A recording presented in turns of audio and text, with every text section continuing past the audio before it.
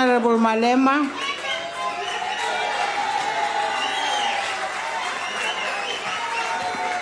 Thank you very much, Honorable Speaker, the Chairperson of the NCOP, the officials of the government in waiting, the EFF, my President, Mr. President, Pumu Presidente, Bashangolote, l'Africa Chipembe, Nda.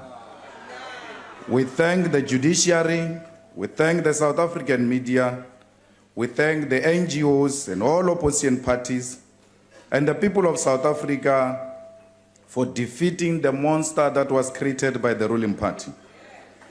We say the unity displayed during difficult times we have gone through in the past 9 years once more demonstrated that when people are united, not even the powerful can defeat them. We once more say to the people of South Africa, you must continue to be vigilant because the ANC is still in power. Anything is possible. We say to the people of Zimbabwe, the people, the Tsvangirai family, the friends, and his colleagues in the MDC, please receive our revolutionary condolences. We may not have agreed with the politics of Morgan Tsvangirai, but we fully admit that indeed he won the elections and the regime did not allow him to become the leader of the people of Zimbabwe. We want to say to Morgan Tsvangirai, that will never happen in South Africa. Here we will not allow nonsensical things like those that happened to you in Zimbabwe to happen.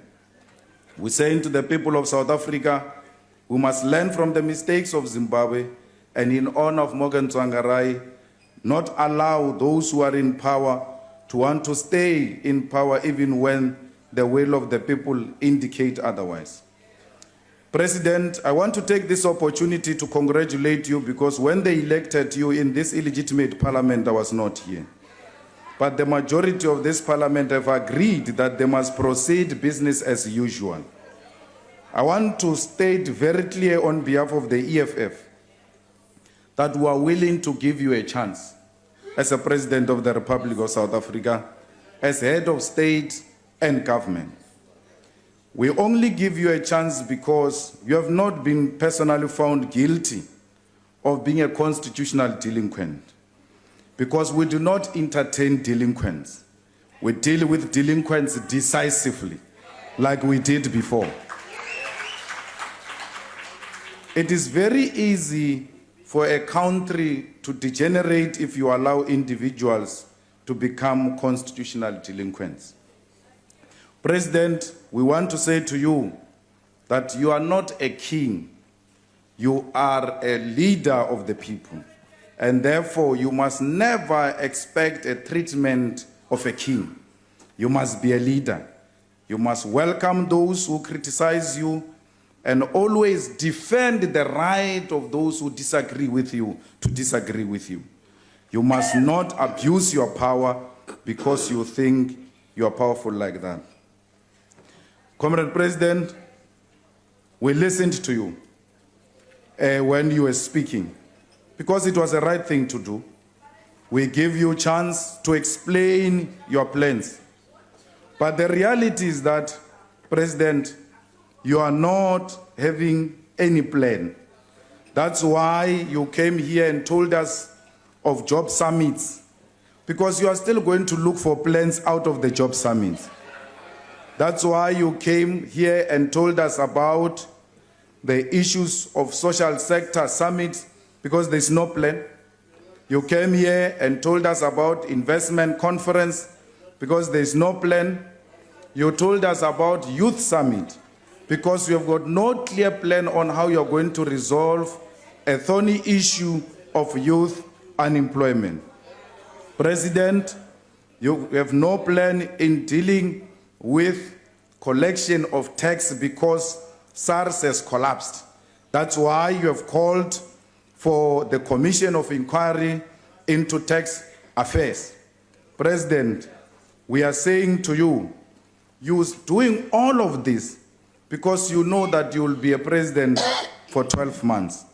You are effectively saying to South Africa, there is nothing I can do in the next 12 months because I'll be looking for plans from commissions. And after 12 months, I will be gone. Because indeed you will be gone after 12 months. President, you mentioned expropriation of land without compensation. And we all agreed.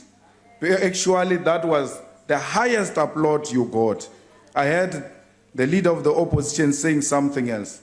Before I come to you, I want to warn you, the leader of the opposition, that your stay in the metros is going to depend on your attitude on the expropriation of land without compensation. And I want to warn you about that. Because that's a fundamental issue which is going to make us fight with you.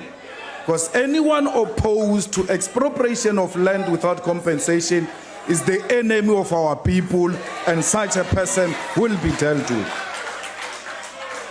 Mr. President, the expropriation of land without compensation mentioned by you did not capture the headlines because they know you are bluffing. They know you are not serious about it.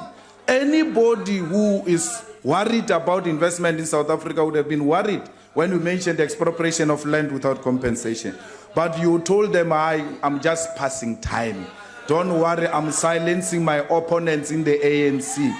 This cannot be an issue to bluff about. This cannot be an issue to pass time with. It's an emotive issue, and you only mention it if you mean it.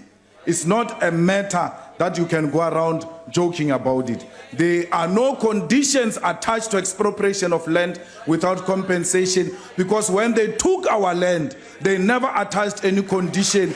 They just killed our people.